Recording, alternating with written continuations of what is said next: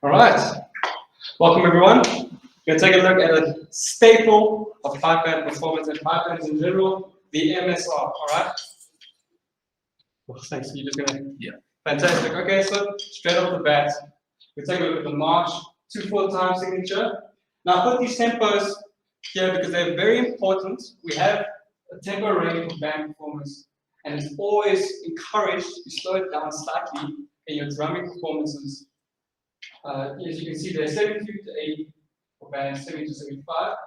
And I put a few notable examples here. So when you take a few, what we're going to go through now, you can take this knowledge and have a listen to some of these tunes through the grade 1 bands, grade 2 bands, and worlds.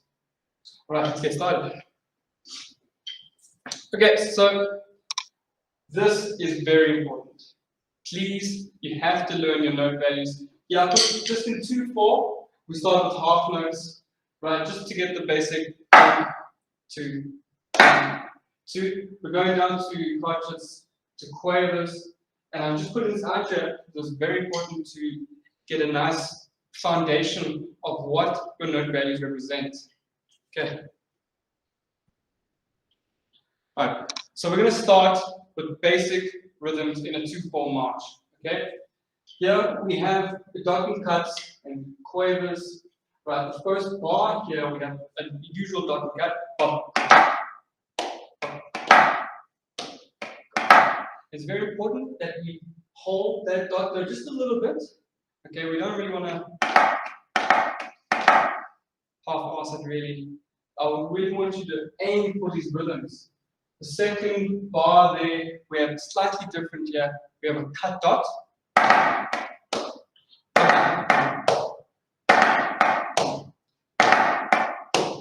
Yeah, in the third bar, you see the switching around here. Now the quarter note's coming first.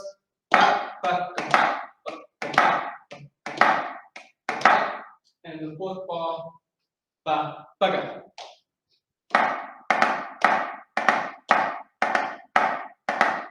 Now before we move on, these are the basic rhythms you're going to hear in a piping score, all right?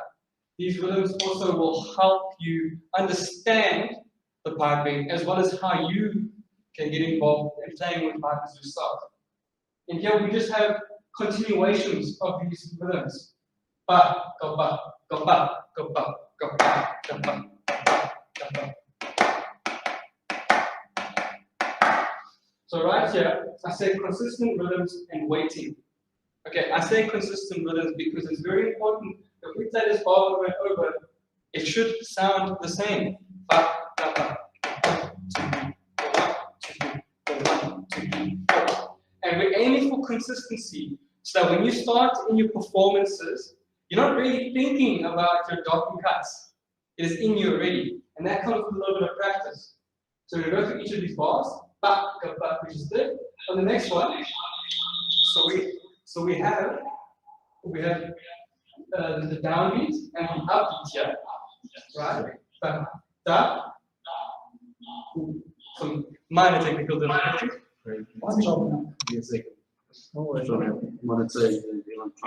Right. So be aware of the downbeat and the upbeat. Okay. If we double time the march,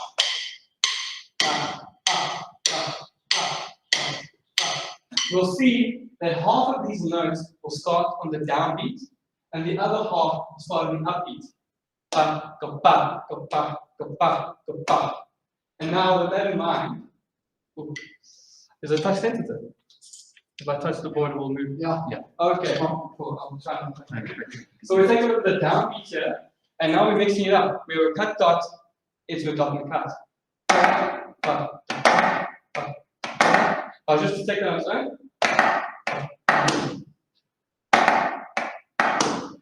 I want you to try double time at home in your practices for something like this, a very simple time tune.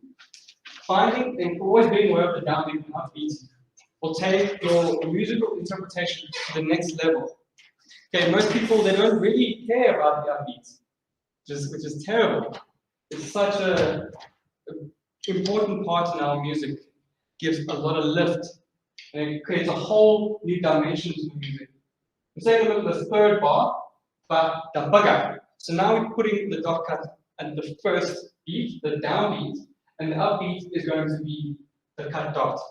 Ba, da, ba, ba, ba. You see, I'm trying to be very accurate with the downbeat and the upbeat. I don't really want to be playing in the middle of nowhere. I'm aiming for the downbeat and the upbeat. And last bar there, bugger, bugger, bugger, bugger, cut dots.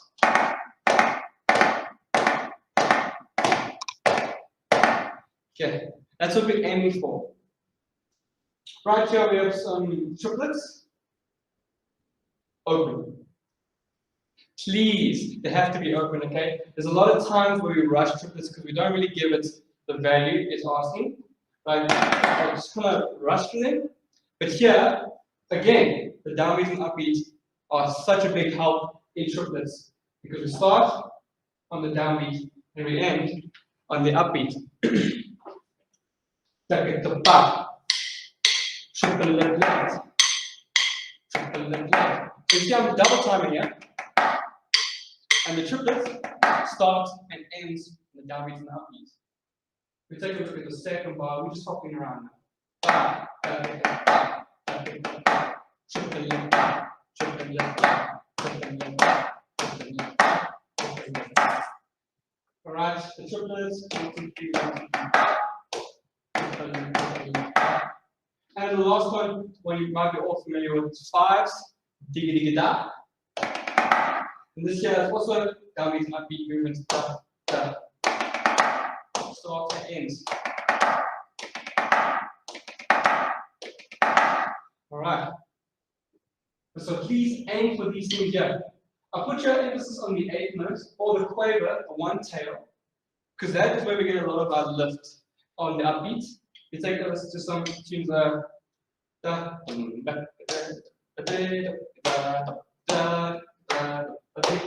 these 8 notes, we kind of hold them to get some more emphasis on the beat.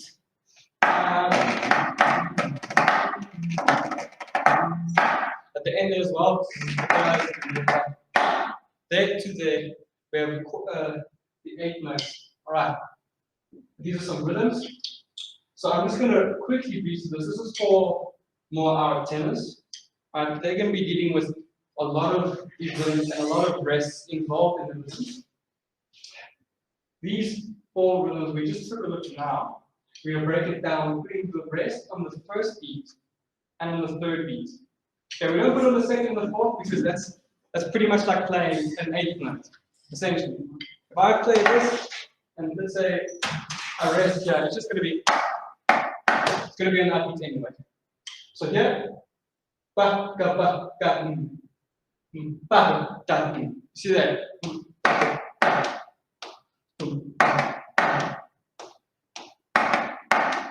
So does this make sense so far? All right. Any questions? You guys are more than welcome to ask at any time. Right. We take a look at all of these rhythms here, and it's essentially we're just putting some variation, getting used to as many different ways and approaches as possible. But this is mainly for your understanding of what the pipers are doing. Right? I'm trying to find an example now. How about Lord A? See,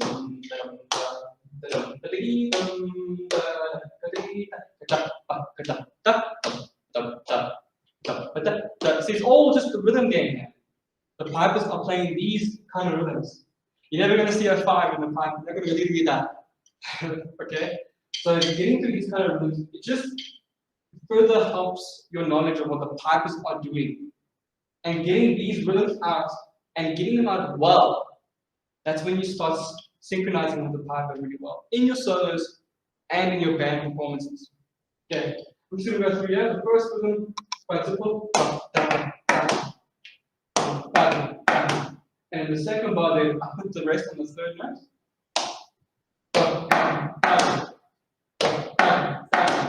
If I double time it, see there. That's why the upbeat is important, why we double time it. I really encourage you guys to double time your metronome at home when you're practicing your rudiments or rhythms, whatnot. Double timing gives you 2 frames of reference points to work off of instead of just one on the beat. Ga, ga, ga, ga, ga, ga. So it's quite difficult to get those notes off the top of your head without being aware of the upbeat. The second rhythm here, ba, ga, ba, ga. Ba, ga, ba, ga. See that? Now, double time. Okay. Is this a little confusing for you guys now? You still with me? Okay. With all these other examples here, they're all just about trying to understand what the pipe is doing. Okay. Pulsing. You guys ever heard of pulsing? Why is it important? Pulsing gives life to the tune. With other things intact, like expression, dynamics, like we spoke about in the first session. But here, for 2/4, the pulsing is strong, weak. Right, and what we mean by the pulsing is the length of the note. Okay, and when we pulse, we emphasize a note. And when we emphasize it, it can be with dynamics. Luckily, as drummers, we can play as many dynamics as we want. The pipe is not as lucky as us. Where this pulsing here, we're going to aim for the length of the note. If I was to take Lord 8, the example earlier, take it.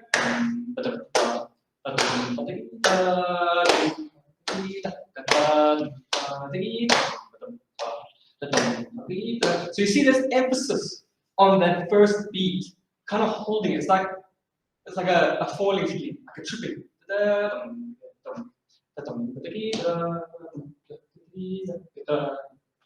So you feel that. In the pulse, I just want to make sure it's not really a guideline for every single bar you find in the march. It's just the theme. It's the basic theme, right? For the first bit, it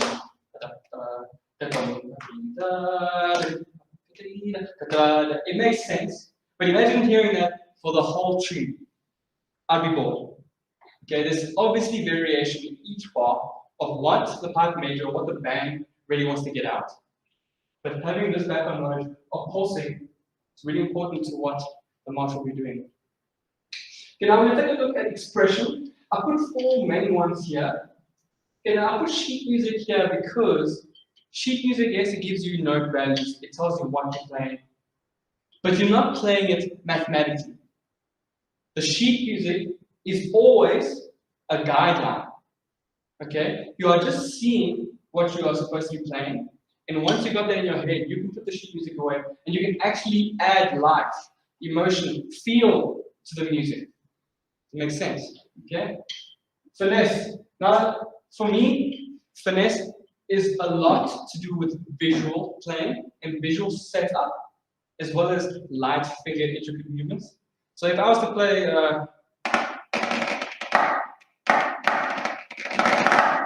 I'm set up for this stuff. Okay? Imagine you saw it like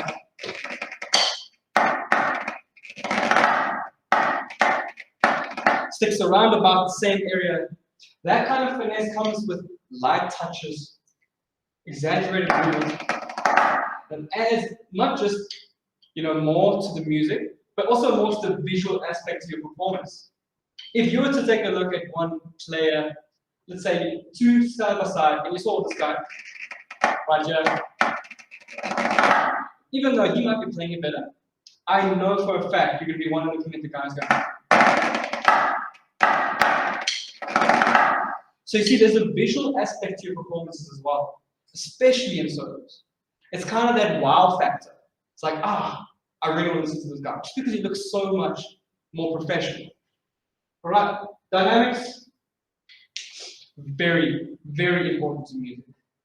I feel sometimes we kind of neglect what is capable from a drum roll and as a solo player, what you can do with dynamics.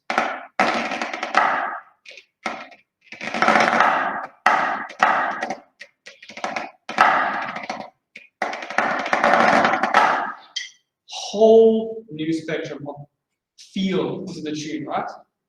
Yeah, and I just mentioned it here, dynamics and phrasing, we're going to touch that right now. But we're going to show you how you can improve on that. Okay, for everyone online, I have some students who've been playing these phrases with me, so just keep that in mind. All right, here, it doesn't have to be perfect, guys, but I do want you to give it a try. Ba, kiki, bagi, kipa, ba, kiki, bagi, kipa.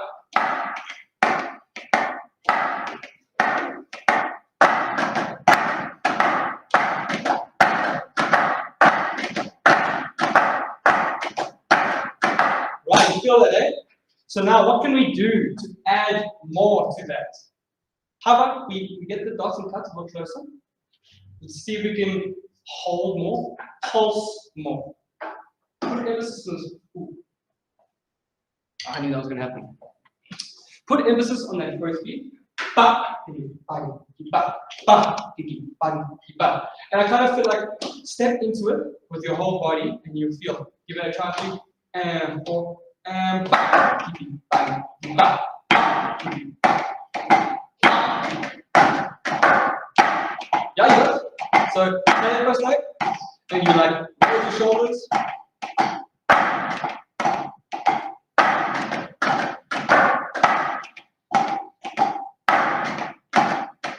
But you feel that, right? There's so much more to it now, even though there's just notes on it. Over here we have back, da di da, da di da, boom. That quarter note, sorry, not quarter note, eighth note at the very end there. We're going to just hold it a little.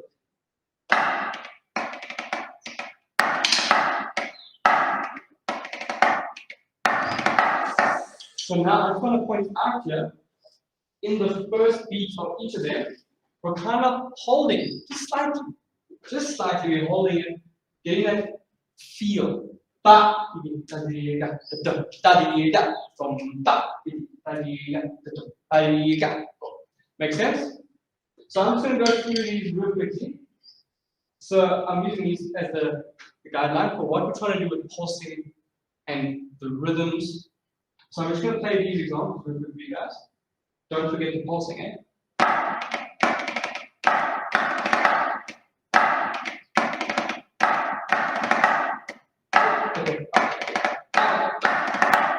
And you see, at the start of each bar is where we're adding emphasis. Does that make sense? All right, in this next 2 bar phrase,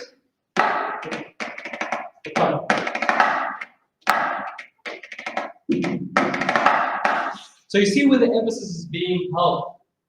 Okay, I'm just going to play this one here. We'll move on. So there.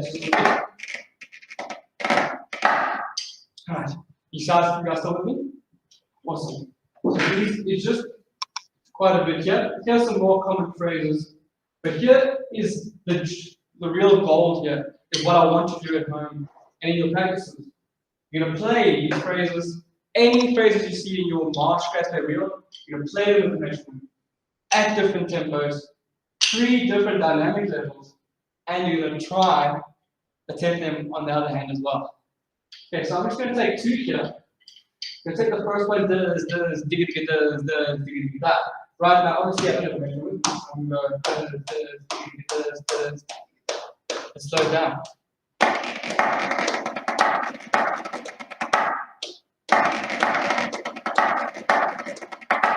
Right, one dynamic, one tempo, another tempo.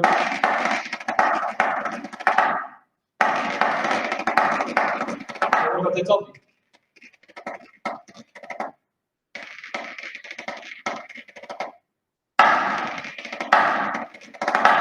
See, there's like so many things you can do to any of these phrases to add life to it. And it's easy as this. But the difference is we're trying to aim for control. Tempo control with the different tempos, and dynamic control with the different dynamic levels. Okay, play the phrases on different hands. You're only as good as your weekend, I believe.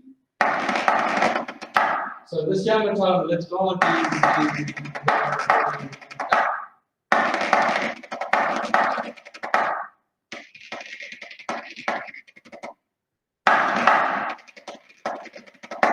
Okay. You guys still with me? This here is pretty much a formula to help your phrases out at home. But that is a 2-4 march.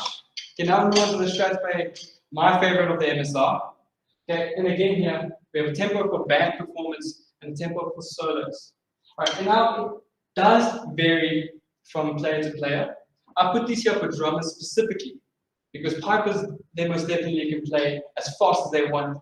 It's very difficult for us to keep up with them. But here's a good range for the strat space.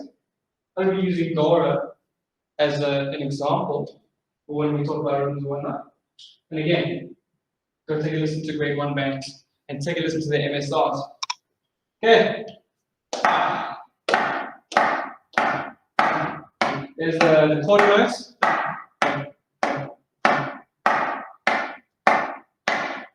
Ba, go ba, go ba, go ba.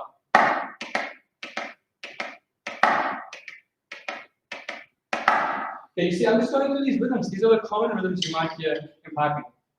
Now, just trying to think now.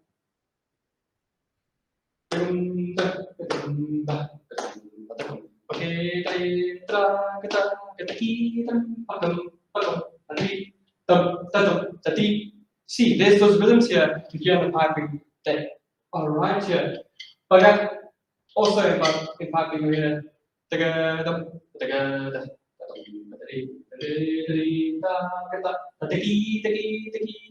that as well. Right, now there's a little thing with strat space. It's not really like this, the dot and one cut. It's like an extreme. I like to think of strat space as things gravitating towards the beat. Everything kind of centers itself around there. Take a listen to piping, they point it towards the beat. They're trying to get as close to the beat as possible while still being consistent. Right, and here, I'll really emphasize the feel.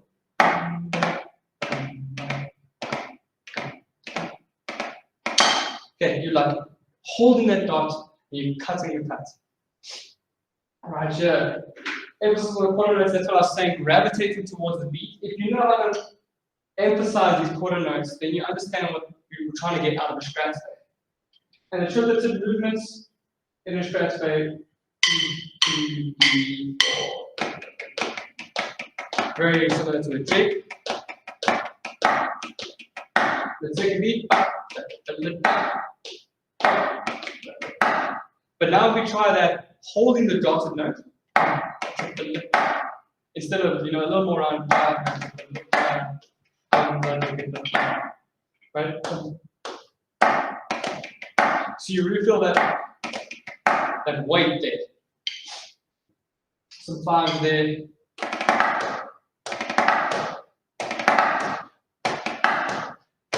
It's just triplets. Triple.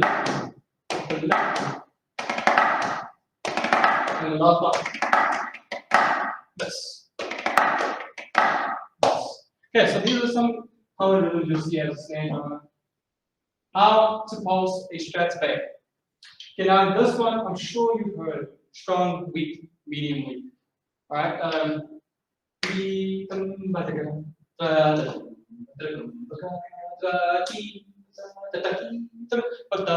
okay, I'll be truthfully honest with you. This is more for solo playing, alright? Most of the pipe band world are starting to move to a new type of pulsing for strat space. Before I move on, just so you know, emphasis on the first and the third beat, as you heard me go for it. But we're now moving to something a little more fluid, a little more exciting, a little more, what I say, non-complicated. We're going for the pulse to be stretched over 2 bars now, where the first bar is going to be strong, weak, strong, weak, medium, weak, strong, weak, strong, weak. So you see there, we're getting emphasis on the strong. But in the second bar, you see the first and the third beat, we're picking up that medium, so we can fall back in the weak and go back to the pulsing. Does that make sense? Okay, band performances create drive. It's so much easier for a band to get this over and only worry about one beat, where every beat will be strong, weak, strong. Okay, medium, weak. It's a little I don't know, you don't really know where you are most of the time there. So that's why we're trying to move to the strong, weak, medium, weak feel. Expression on dynamics. This is where everything comes in for a strat space. Such a dynamic, heavy tune, opposed to your marches and reels. The strat space are, I see I've got two types of weighting there. Weighting as in volume, and weighting as in feeling the pulse and holding the strat space. Think of a jumping motion or a dance. It's such a great analogy for strat space. Strat space are a dance, essentially. And when you're feeling it, I always, like you will even see me in some videos in the circle, I'm jamming to the strat space. And this is where you can use your body for that visual aspect to help your performances feel that strong.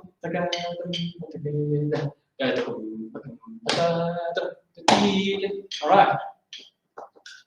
Uncomfortable holding. So when you're practicing this at home, if you do not feel any discomfort when you're holding these double dotted notes, you're probably not holding it long enough. That's why I want you to try and get to a point where you feel like, oh, is that, are you sure? You know?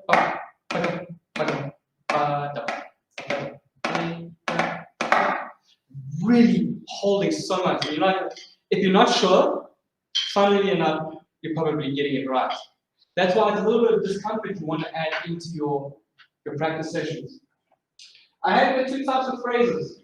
So I spoke now about how extreme a strat space can be in terms of holding the notes.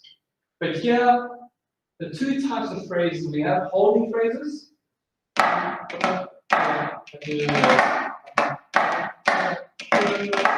All these isolated quick movements, right? And the other type of phrasing we have in strat space are the triplets. Okay, I have a great strat space of a good balance of triplets and holding notes. So if I'm going to take just an example,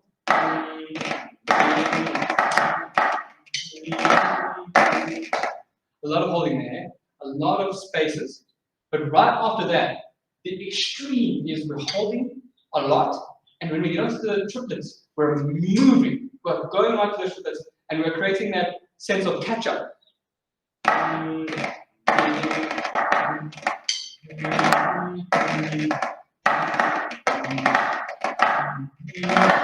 To feel that a triplet movement is like kind of catching you up. It's giving you a quick paced feel, and you're like, oh, this is really cool. And then you're back to holding it a little bit. Something like that, and the balance, it really adds so much to the dance floor. Okay, we have some strat space phrases. Yeah, let's give this a try, right? First two, black, black, so this 5 is ending on the beat, and this kind of 5 starts on the beat. Black, black.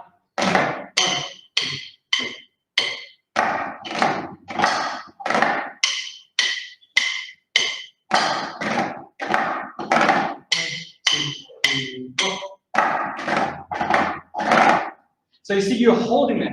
It feels very uncomfortable, eh? You're like, but I want to end my fast on the beat. Waiting for the beat to happen to only then play. That's that kind of discomfort I was talking about. That point where you're like, I'm not really sure, is the point you must get to. Alright? And it's also very good for your improvement overall, is being okay with discomfort. Okay. So and then the second bar there is very similar here. We're just swapping it around. So now the 5 is on the beat the first time, and then we're ending it on the beat the second time. So blah.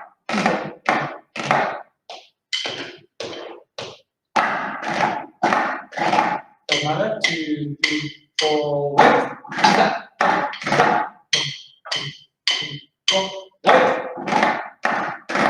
So you see that wait. Okay, I'm going to play some more here.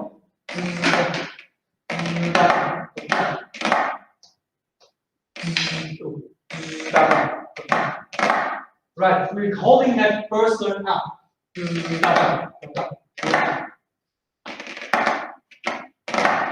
Okay, you feel that strong, weak feel. And we'll go to these triplets now. So now when we move on to triplets, it's all about relaxation. All about relaxation. You cannot play these things fluid and quickly if you're bashing everything out.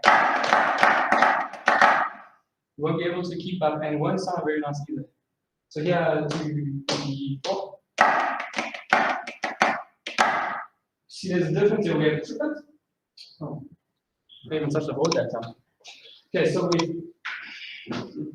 we have the triplets, and at the very end of the triplets, we have the holding note.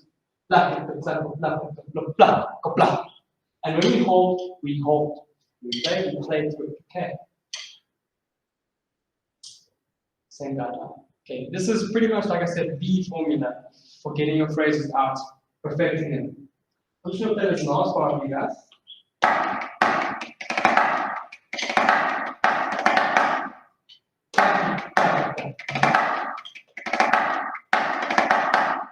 When you have stuff like this, baka, it's also a little bit of holding there.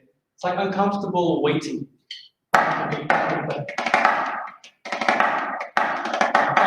Baka. It's not really, mathematical. We're holding there. All right. So with me.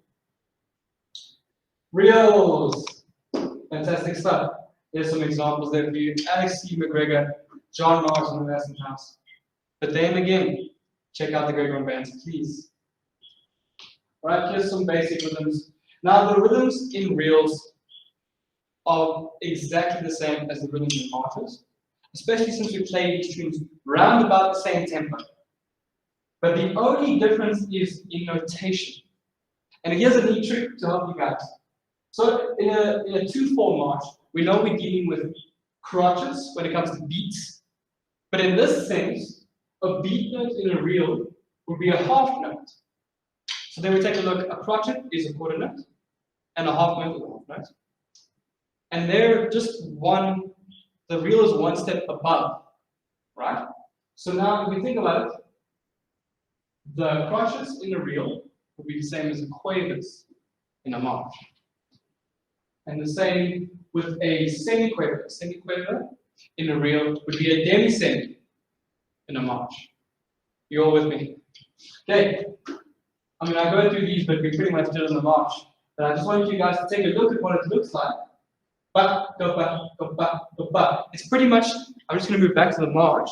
It's pretty much like taking away one tail in the reel. So you take a look here. Wow, so far back. Yeah. Go back.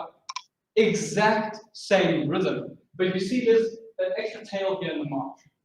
So I just want you to see that there's a complete difference only in notation, not necessarily in feel.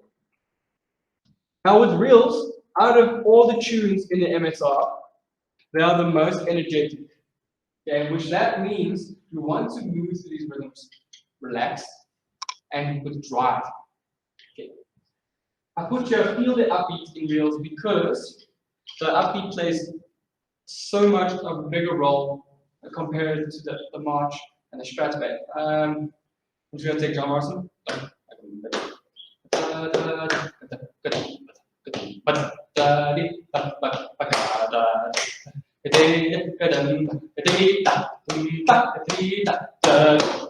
See, the upbeat is like its own dimension there. It's its own beat. See, the upbeat plays such a big role here in the reels. And I want you to actually try and accentuate the upbeat when you play. Yeah, pulsing, very easy. Strong. You're going for every beat.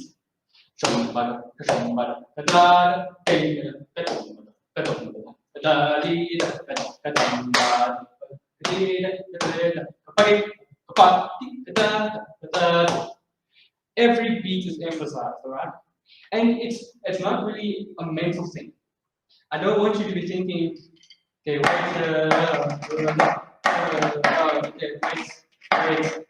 It's a feel, okay? This kind of feel and the pulsing you will be able to get out by practicing the phrase as well. with the formula I gave you guys. Focus on these. Okay, so these are the exact same examples as the march, but I'm just showing you now. Here's the difference in notation. You're pretty much minusing that tail. All right, let's play this one here. Now here's the difference. We wanted to get the pulse on the first beat in a march. All right, but here we're going for both beats. And then since reels have the most energy, we're actually trying to avoid pointing too much. All right, opposed to the reel, opposed to a march.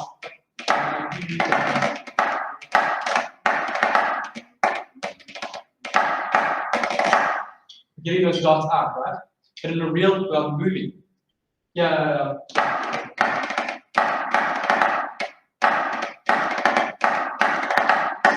There's not really much emphasis, it feels like, but there is drive, and that's what we're looking for in a reel.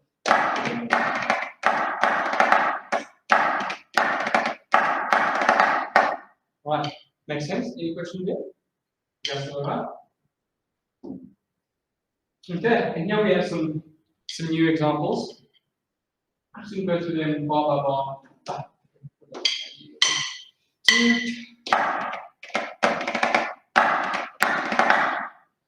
So that there, I think that there is a little too pointed.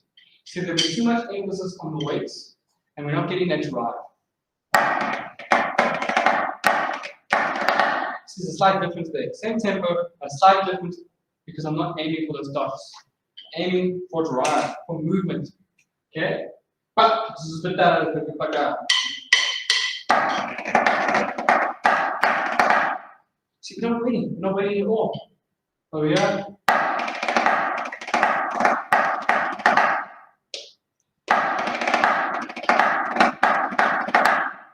But we're going to try with the guidelines.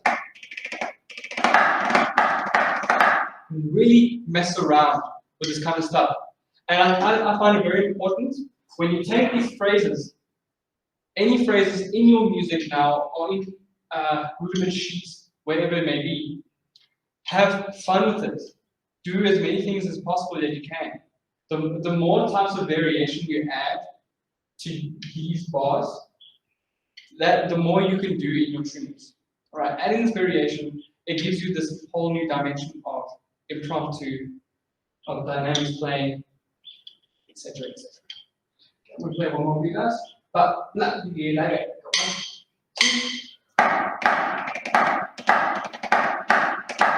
So there, that's a little too pointed. Right, so we want to aim for the drive.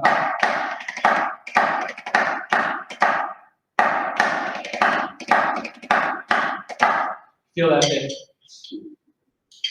All right. Now this is the most important thing. The most important thing. Practice. And what you should do when you are practicing at home. So before I continue, raise your hand if you've ever treated practice as a chore. As something you have to do. Have you ever gone home and be like, I have to do this? Okay, just be done. Shameful. Shameful. Okay, but now, this is the first habit I want you to get into. It's getting it 7 times in a row. Getting it right, specifically. So let's take one of those early examples, a very common one, a very easy one. Right? The aim is to get it 7 times in a row. If I go back to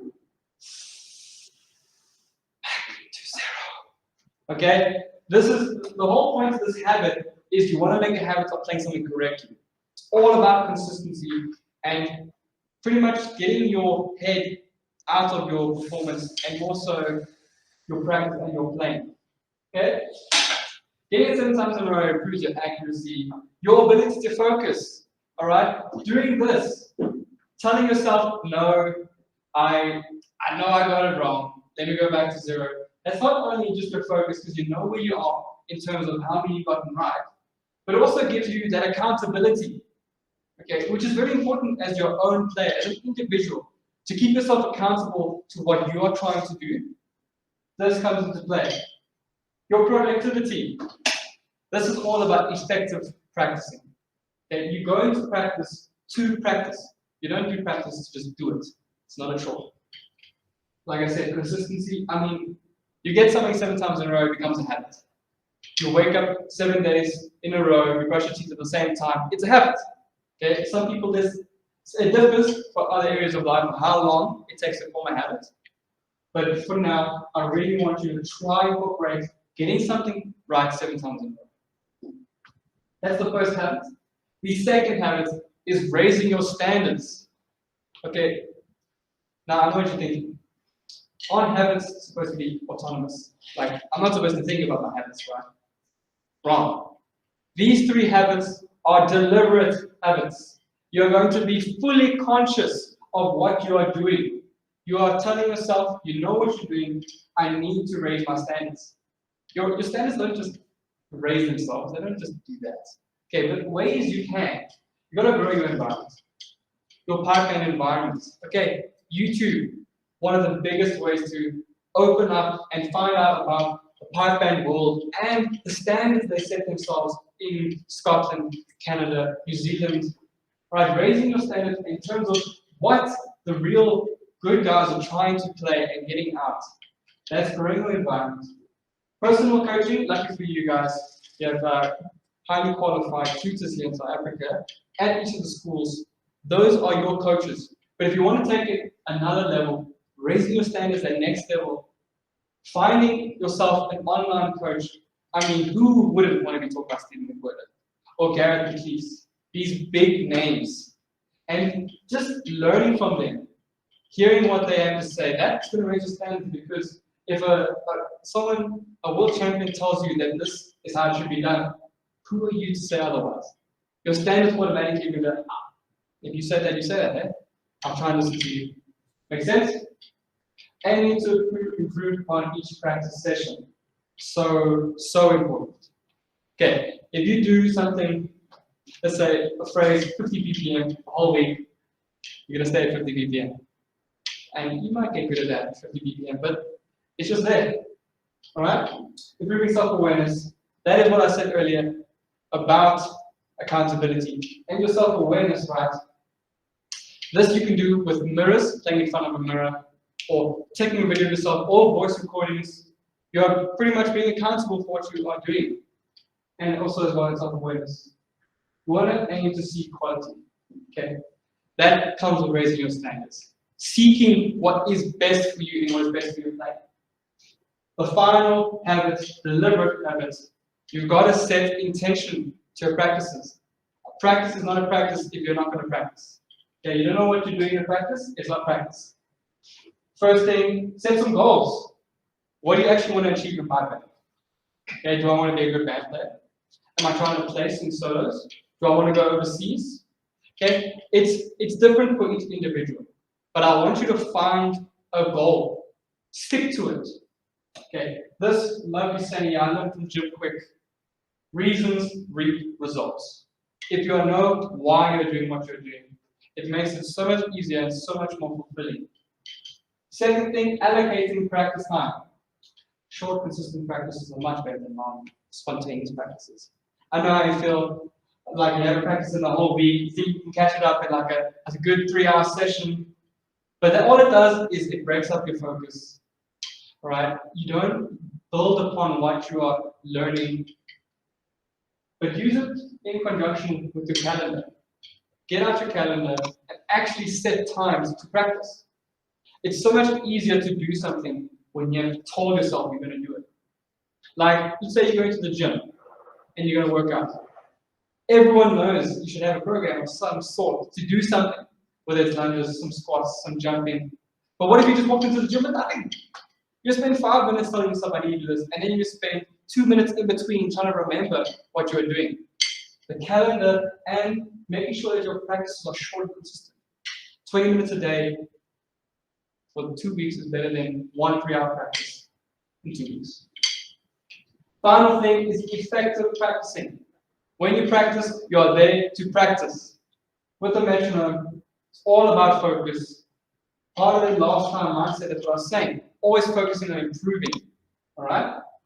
And It's highly neglected. Reviewing and improving the basics. Going back to your doubles and paradiddles, it's not about just going back to them.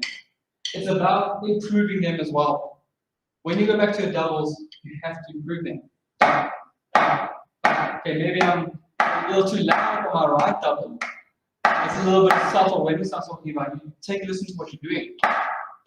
Okay, so if my right's a little too loud, you bring it down. Right? If I go faster, I can't control my right double. You aim for that. Okay, let's see if I can slow it down and try and better my doubles or my paradiddles. Right, that is it for the MSR improvement. Do you have any questions? Are we all happy? Let me see any questions on the chat box. Oh yeah? I believe we are good. Okay. Okay, awesome. Thank you everyone for joining. I hope you learned a lot from that.